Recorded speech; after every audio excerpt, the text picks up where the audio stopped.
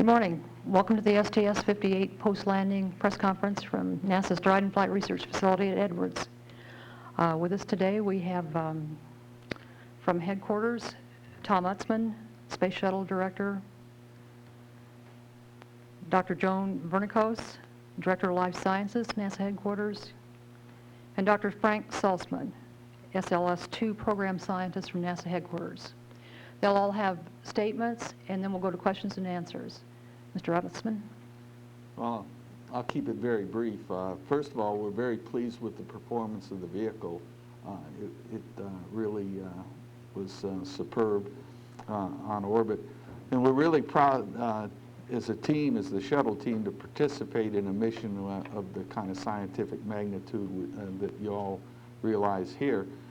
Looking at the pictures on the television monitor and that, I think that all we can tell right now is that we've got a couple problem areas. It looks like the thermal barrier around the engine heat shields that we saw going up uphill, as we say, or into orbit, is gone or missing and torn in those areas. And we've seen that before, and we'll have to investigate and understand why, particularly this mission. There also seemed, at least from the area I could see, that there was some tile damage in the heat shield area. So we'll have to understand that. The other tile damage in the tile world, we categorize that as fairly normal. You always have some tile damage. So as it was panning around, it looked fairly normal. So all in all, we're very pleased with the mission. We have this one area to understand, and again, very, very proud to participate in an SLS mission. Dr. Vernikos? Isn't this exciting? This is absolutely fantastic. It's a landmark mission for the space life sciences, in fact, for all sciences. It's a first in many, many ways, and the success of the mission is really due to the wonderful way in which the team on the ground, the crew, the investigators, and the public, of course, who supported us so well, worked together to solve any problems that came up during the mission. And the return on this mission is going to be extraordinary. I think the size of the crowd outside, I've never seen quite so many people come to a landing in a long time. And that warms my heart, because it means that they followed the mission and are excited about it, just as excited as we are. We don't realize, or we don't brag about our leadership in space quite so much as we should. This is our ability to do research and science in space and have a laboratory in space is unique. Nobody else has that ability. We can conduct top-notch research with the best brains in the world as investigators and bring back samples, and we are leaders in that, and we have to be very, very proud of everybody that participated in this mission. Dr. Salzman? Thank you. Well, from the scientific perspective, we are all delighted with how well this mission has progressed. This has been the best shuttle mission for life sciences that's flown to date. We are just so happy with what we've recovered. We were able to get everything that we planned to do, and we even got more than we hoped we could do. The crew was wonderful, both as subjects and operators. They worked long, hard hours. They were poked and prodded. They gave us all that we wanted. They found time in their very busy schedule during this mission to be subjects in additional experiments which were not part of the baseline mission. They were able to also serve as operators to give us additional scientific opportunities. The equipment functioned very, very well. There were a couple of problems, but we anticipated these and were able to have backup devices on board so that we lost no data. We conducted some really historic studies of the heart, lungs, and blood. We learned some surprising new things about how the heart regulates its function, things that were not predicted before SLS-1 and 2, things which will surprise cardiovascular and pulmonary physiologists and will take us some additional time to really understand the significance of these results and to apply these results to the well-being of all of us on Earth. We conducted new experiments with bone and muscle physiology. We have a unique opportunity to really look at how physical factors affect the health and maintenance of bone and muscle and what happens when you remove activity from these systems. We have a truly special way of studying bone and muscle physiology, ways that are just not possible on Earth, and we hope to continue to use this unique asset to further biomedical research in these areas. We did some especially successful research in the nervous system. We were able, on this mission, in all of the research, to use both the human subjects and research animals. We were able to do things at the cellular level so that we can really understand the scientific, the biochemical and cellular basis of the changes that we can document in humans. We can couple these results with findings from the research animals and really get a much deeper and richer understanding of the true extent of the changes induced by weightlessness on the body. We hope that we can apply the results of these missions and all of the experiments from SLS-1 and 2 to the broader biomedical community here in the United States. As Dr. Vernicos said, we've brought some of the best scientists from the United States into the NASA family to work on SLS-1 and 2, and we've been able to take advantage, I think, of their talents and couple them with the engineering talents and the in-house scientific ability that NASA has to really put together a tremendous team. We need to do the remaining part of this study, which is to look at the readaptation process. These experiments are starting as we're talking right now. The crew members are continuing to be subjects in a whole series of biomedical investigations, similar to what you saw during the mission. Work will continue with the research animals. We have a team of more than 100 scientists from around the world who are eagerly awaiting the samples from these rats for the more sophisticated laboratory work that will be done around the world to fully understand the magnitude and extent of the weightlessness-induced changes. We will continue this research for some time.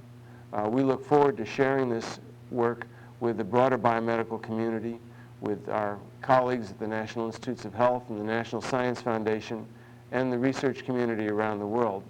We look forward as the results, the definitive results of these experiments are finally determined, to sharing them with all of you so that we can all enjoy the benefits of this and look forward to doing additional studies of this nature on future missions.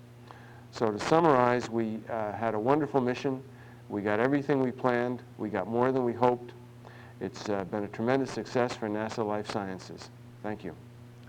We'll take questions here first at Dryden. Please state your name and affiliation when the mic comes to you. Please raise your hand.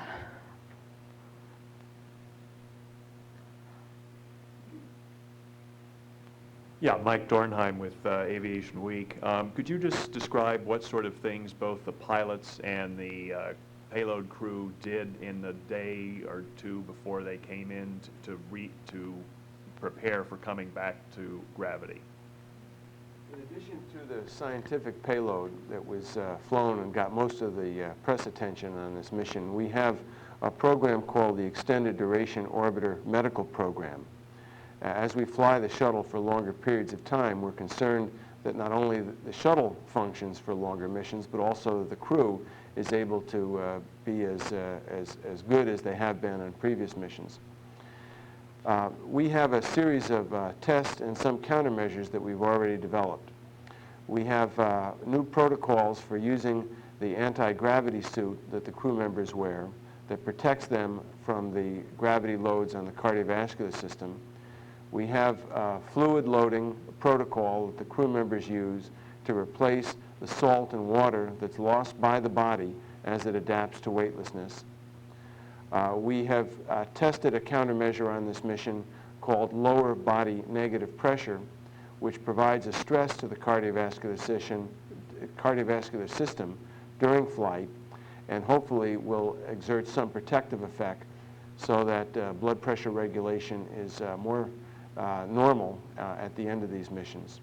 We have exercise protocols that the crew have used so that they can continue to do some work on the musculoskeletal system, and we hope that that will minimize the effects on motor performance.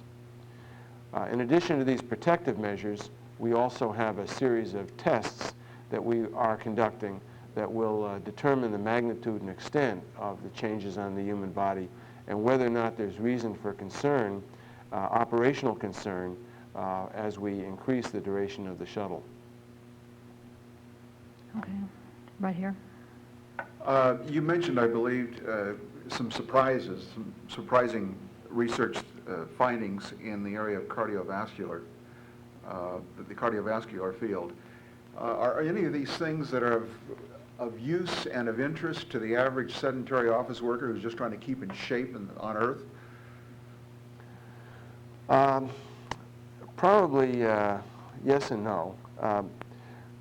Right now, we have shown that there are changes in blood pressure regulation that sedentary office workers often feel. When we're lying on the couch watching Sunday football and we hop up to answer the phone, often we feel a little bit lightheaded. And that's because of an inability of the heart to maintain blood pressure. This problem with blood pressure regulation can be more serious in the elderly and is one of the causes of falls that is a real health risk in elderly individuals. In fact, about half of the accidental deaths in people over 70 are the result of a fall. We hope that the medical significance of these research findings will be applied to new countermeasures, tests, medicines, other ways of minimizing the health risks that many of us have suffered or will suffer through the remainder of our lives in these major organ systems. If I could also add that some of the technology that we have developed in order to conduct these flights is already being applied in physicians' offices and research clinics around the world, so that some of the test equipment is currently being used with patients who are going to see their physicians with certain disorders. So I think average people are already starting to see some of the benefits of this program, and we hope that these benefits will have greater application in the years ahead. Okay, Bill Brown, ATV Quarterly. How does the performance of the shuttle during this extended mission show you as to what the practical limits of an extended mission would be, and do you plan extended missions like this in the future? Yeah, I think, let me try and answer that. We intend to keep extending the mission out. As you probably recall, covering the mission, there was the pilot, which was essentially an onboard simulator to try to keep the proficiency up of John getting ready to land. We're going to look, as part of the long-run program, going up to 16 days, which is the current capability. In the budget, we have in the '94 budget that was approved by Congress, another pallet that will allow us to go up to 28 days, and very similar. So we're going to take it step by step, and generally in conjunction with our medical colleagues to try to understand whether it's a 3 or 4 day step on up, and to see where the limits are. Cardiovascular, we've talked about. Then the other is getting the what I call the eye-hand coordination, and some of the problems weightlessness causes there. So we're going to push it as far as we can push it, up to the 28 days. Alan Silverman with Voice of America. Dr. Saltzman, you mentioned that scientists around the world are going to be involved in looking at some of the rat tissues, I believe, including Russian scientists. What correlations are there, or are there some experiments being done to correlate what their experience on the long-duration flights on Mir have been? Yes, we have been working with the Russians in the life sciences area for many years. Almost 20 years have elapsed since we've been conducting joint space flights, both with research animals and with human subjects. Our program over the last 5 or 6 years with cosmonauts has expanded significantly. We now are able to do joint studies pre-flight and post-flight of cosmonauts after long-duration stays on the Mir. We are designing a new mission that will have an astronaut fly on the Mir for a period of 90 days in 1995, and we will have a shuttle with a space lab docked to the Mir for some period at the end of that 90-day stay. So we continue to work very, very closely with our Russian colleagues in the life sciences. This has been a very, very productive period for us, and we look forward to future work. We have been successful in getting a great deal of data at a time when the United States was not able to fly life sciences experiments, the era between the end of Skylab and the beginning of flights of the Space Lab. And we're now in the fortunate position of being able to reciprocate to give our Russian colleagues some data from American flights, so that makes us and them feel good. But we found that the two programs are very complementary. As Dr. Vernikos said, we have a wonderful, unique research laboratory that we can fly in space to do hands-on studies. The Russians have the ability to fly people for long periods of time, and we can work with them to understand what the long-term effects of space flight would be on the human body. So it's a good program. It fits together very well. We've established good working relationships over the years, and we look forward to continuing that. Okay, we're through with questions here. We'll go first to the Johnson Space Center, then the Kennedy Space Center, then NASA headquarters. Johnson? This is Dan Feldstein with the Houston Post for Dr. Saltzman. First of all, do you know how the astronauts are feeling now? Have you heard of anything they've said? And then also, through the landing, were you able to maintain the temperature that you wanted in the rat holding facility, and how are those guys doing? I'm afraid I can't answer your questions. I have had no contact with the crew. As far as we know, everything is normal. There were no reports of temperature increases in the research animal holding facility. But if you want the definitive answer, you'll have to wait a few hours, I'm afraid. No, we have no more questions here at the Johnson Space Center. Okay, we'll go to the Kennedy Space Center now. This is Irene Brown with UPI. First, a few questions for Tom Utzman.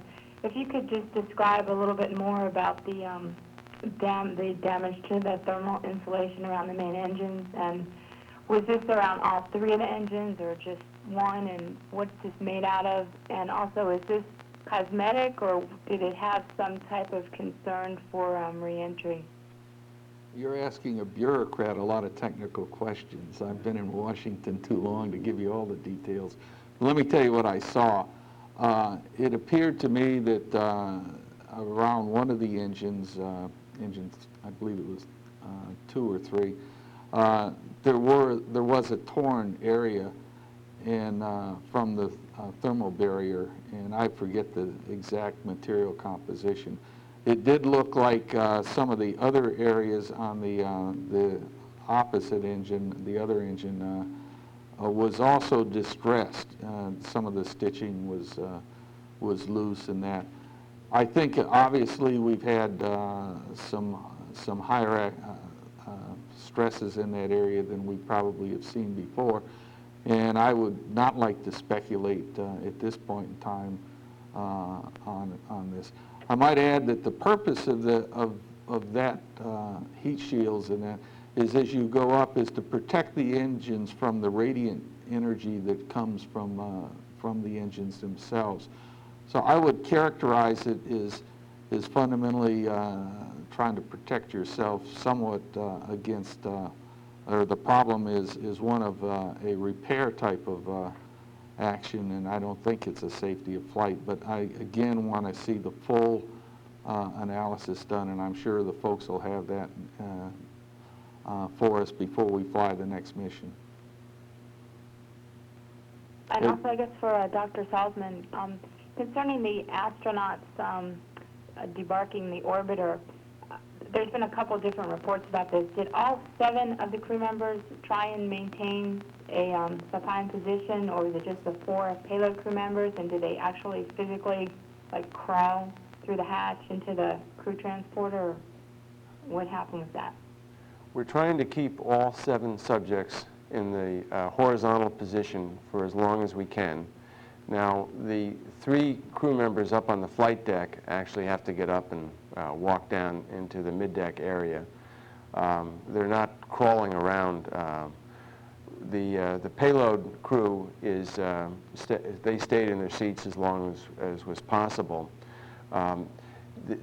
We feel that we're trying to minimize the readaptation of the body to weightlessness, and the crew have agreed to try to, wherever possible, to stay in a seated or recumbent position. And we feel that this is going to give us some new and maybe even unique results because we've not been able to perform these kinds of measures with all of the scientific and medical expertise and the cooperation and ability of the crew previously. So I hope that answers your question. All 7 are being taken out of the orbiter in the recumbent position and are trying to maintain that as long as we can until we do the medical tests. And just one last question from me. It's been about 2 hours now since landing. Where do you stand on getting the rats out of the Space Lab module? And what kind of equipment do you need to do that? Well, the rats are in the Space Lab, so certain procedures need to happen to the orbiter before we're able to access the Space Lab again. We were expecting that it would be about 2 hours before we'd be able to remove the rats, so I assume that this is happening right now. And then these animals will be taken to a research facility that we have here at Dryden for the post-flight work. This is Phil Chen, Earth News. Tom, I still remember when you were a good engineer and manager, but I'll ask you a bureaucratic question anyway. Is this the last planned Dryden landing, given the fact that the shuttle has been cleared for long-duration KSC landings and heavy KSC landings?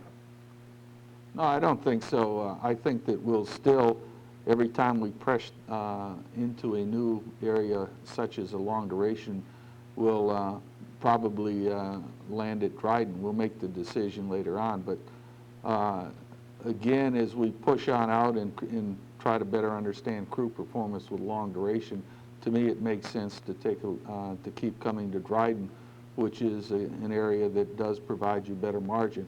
On landings well within our experience base, we'll always prefer to go into Kennedy for operational reasons. But where we're pushing outside the normal experience band, we will continue to come to Edwards.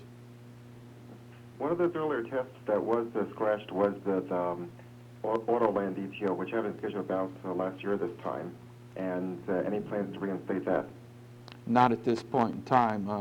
The Autoland DTO would be conducted fundamentally to gather more information for improvements onto the to automatic landing. And since we don't have any plans for that, we don't expect to expend the expenditures and the effort to do that DTO. And Frank, as far as I can tell, you've been working every day for the last 16 days or so. At what point in time did you stop counting forward as far as towards the next day and start counting the number of days remaining until the end of the mission? To be honest, I don't remember. I'm not even sure what day of the week this is. I think yesterday was Sunday because I saw some football while I was going from one airport to another. We're just all pleased that the mission has ended so successfully. The crew and the orbiter and the whole team have just been remarkable. We still do have a very important part of this project ahead of us. These are the post-flight data collections.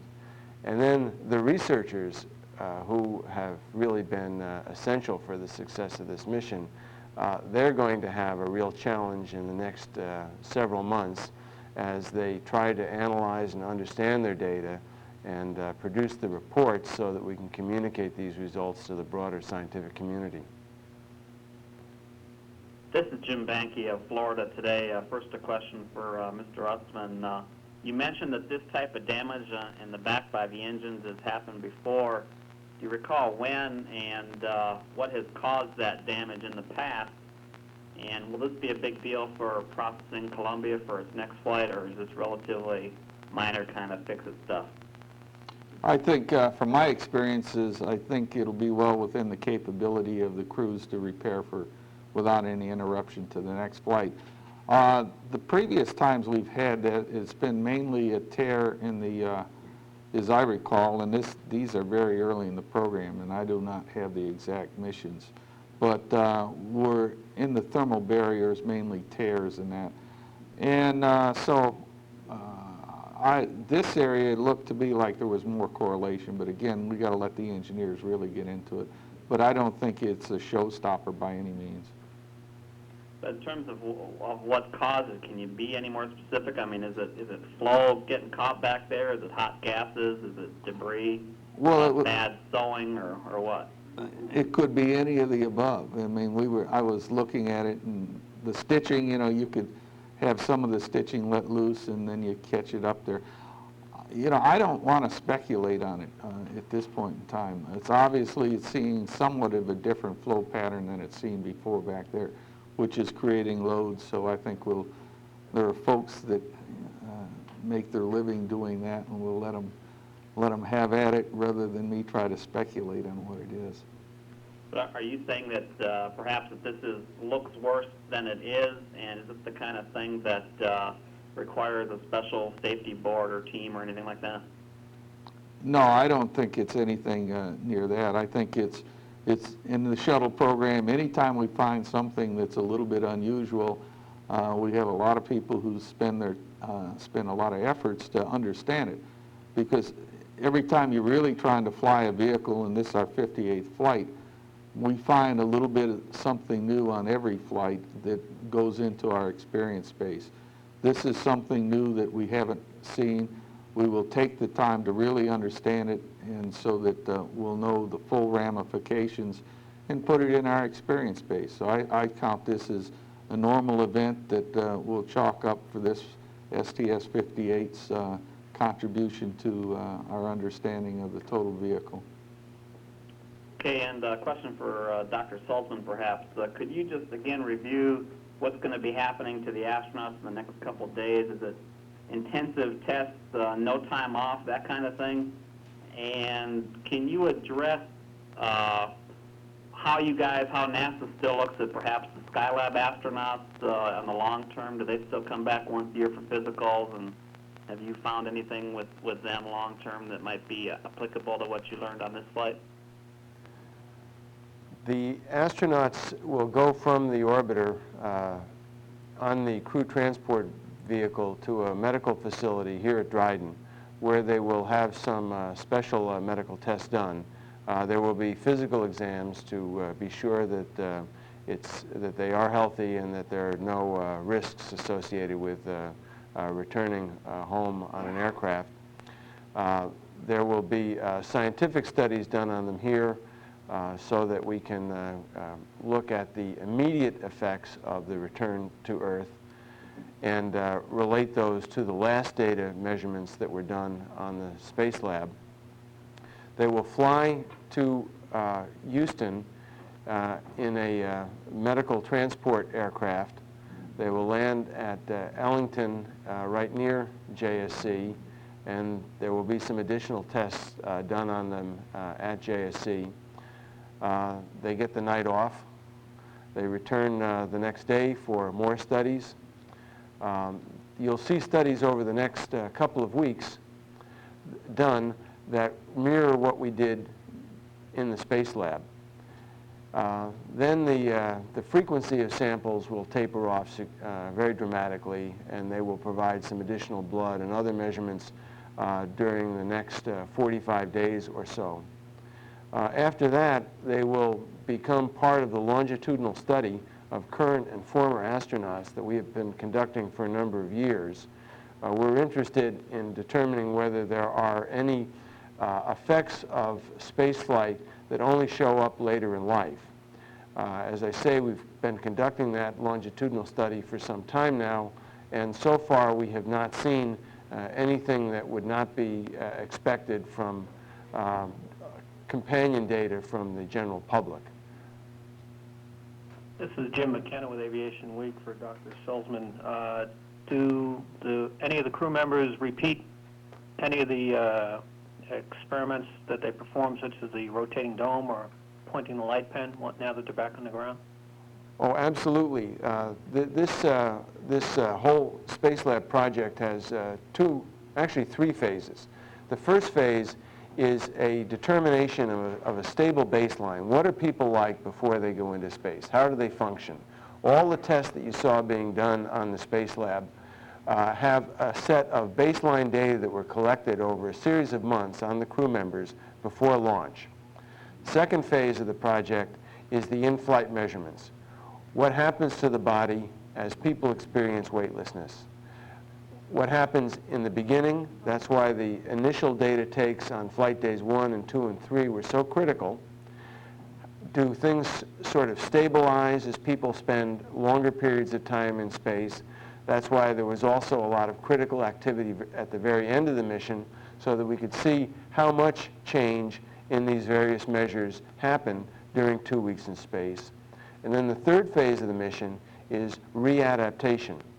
What are people like as soon as they come back to Earth, and then how do these various processes recover to the pre-flight normal condition? So all of these data are taken together and represent a really remarkable set of data that will allow the scientists and physicians to fully understand how we can use weightlessness for biomedical research. And one for Mr. Utzman. The Houston got some high readings on speed brakes, I believe after entry interface, and there was also anomalous reading on hydraulic system temperature. Any indications on what caused those? No, I don't have any indication on what caused them. Again, there was tile appeared to be have some damage back in that area, so I think it'll all correlate. I really don't understand it, and again, the aerodynamics folks are going to have to find out whether the atmosphere or what we were going through was what we had expected, or whether it was abnormal. But obviously, that data I had not heard. But obviously, we've had cases of that type of thing before, and we've just got to again, it's part of understanding the total regime we fly in and how the vehicle reacts. Okay, we'll go now to NASA headquarters in Washington. This is NASA headquarters, A.R. Hogan, Writers Plus Newsroom. Several questions. First, for Mr. Utzman, if the Southern California fires had been going at the rate they were late last week, would that have impacted your either path or decision to use Edwards as a landing site? And there are more questions, please. As a visitor to Southern California, I don't think so. From what I saw by personal observation, the fires created a haze, but again, I do not think it would have reached over into this area and given us any difficulty as far as visibility or any violations of the landing rules. So no, I don't think it would have had that impact. Okay, and for Dr. Salzman, could you give us an idea of what the 3, 4, 5, et cetera, missions might be like? How many are in the pipeline? When will they fly? What will they do? Will you be using rats again? And can you give us sort of a picture of what's in the pipeline in sort of thumbnail version of what's ahead on the Space Life Sciences series, please? We have 2 missions that we have been discussing and are in the planning stage. SLS-3 would have a focus on musculoskeletal responses to spaceflight. SLS-1 and 2 had a main theme, especially SLS-1, on the cardiovascular system. SLS-3 would focus on bones and muscles. In our planning, we're thinking about a period sometime perhaps in the first half of 1996 as a flight opportunity for that. But this is far enough out that it's still subject to change, and anyway, it's an emphasis on bone and muscle. SLS-4 is an emphasis mission on the neurosciences, on brain and behavioral research. This will be the first truly joint mission between NASA, the National Institutes of Health, and the National Science Foundation. We have been negotiating flight opportunities, joint activities with these other U.S. agencies for some time now, and we have successfully reached agreements on how we could all work together to provide access to space to life scientists who are used to working with the other agencies in the United States. We hope that we can fly SLS-4 in late 1997 or early 1998. And there might be additional missions in the series after that, I take it. Well, I think our expectation is that the space station would be available sometime in the late 90s for life sciences research. And we would expect that we would move to that platform. We also would have flight activities with the Russians on the Mir and perhaps other platforms so that we could continue to provide a flow of data to our research community. So I think that we're in the process of trying to expand our research platforms from a reliance on the shuttle and space lab currently to long-duration capabilities and use of Russian assets. And for your quiet partner of your trio there, Dr. Vernikos, you haven't gotten to say anything since your opening statement, so I'll give you a question. Any regrets on using rats on this mission? Any second thoughts about using them in the future because of the controversy and on how useful the data is or how applicable it is, and obviously the ethical questions? Do you have any thoughts on that, please? Certainly no regrets. We have taken every precaution to minimize the number of animals to the bare essentials of what we absolutely needed to do. Health-related research cannot be done in one species alone, whether it's human or animal, and it's only when it's complementary that you can begin to put the whole picture together of exactly what is happening in response to microgravity in this respect. We get the maximum out of the numbers of animals we fly. We are sensitive to those people that are concerned about the welfare of the animals. We take every precaution we can, but in the long run, the research cannot unfortunately be accomplished any other way, and we're looking forward to the results. Thank you. That's the last question from NASA headquarters in Washington. Okay, we'll come back to Dryden now. Are there any further questions here? Right there. Mr. Utzman, when... Could you state your name and affiliation? Peter Roberson with Bakersfield, California. When, I know 1994 is out for a Dryden landing, but can you speculate on 95 or 96 when the shuttle could come down here again? Well, let me add, while we plan to go with our preference for Kennedy, when we look back at our experience, we really go where the weather allows us to go. And so while there may not be any plan, and I haven't looked ahead, I'll be truthful on all the landings, I would expect that we'll have several landings here. In fact, our rules sometime, and we update them, our expectations run somewhere between 1 out of 2 to 1 out of 3 will always land here. The weather is dynamic in Florida. I mean, there's no question. And so the issue in the weather is stable in the area here. So we would expect to always be coming back to Dryden periodically, just on weather calls, and again plan for those things where we're pushing the envelope. One back there. Alan Silverman from VOA again. Dr. Saltzman, you said that your expectation is, NASA's expectation is that the space station will be available as a platform by the late 1990s, but as the superconductor, super collider shows, such expectations may not always pan out. I wonder if from you and Dr. Vernikos, if I could get a perspective on what would happen to this biomedical research if funding or programs being delayed or canceled were to cause another hiatus of the sort that we saw after the Skylab program. Well, that would be very unfortunate.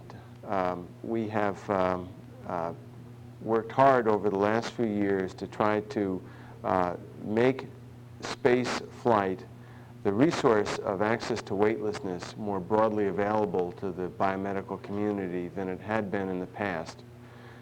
We have detected a real interest in these researchers in flying their own experiments in space. So if there was to be a hiatus like after Skylab, it would be a great disappointment to us. And we feel that it would be an opportunity lost, and also it would be a shame as a taxpayer, because we have invested so much in getting this capability. Not to be able to use it would be disappointing. The space station will give us a capability that we don't have. We've talked about how wonderful the Space Lab is as a research platform, but it only flies for limited periods of time. The space station would allow us to ask questions, important biomedical questions, dealing with much longer exposures to space flight than are feasible with the shuttle, and would also allow us to do a greater number of experiments than we can do on flying a dedicated space lab for life sciences every 2 or 3 years. Okay, if that's all the questions here at Dryden, this concludes the STS-58 post-landing press conference. Thank you for attending.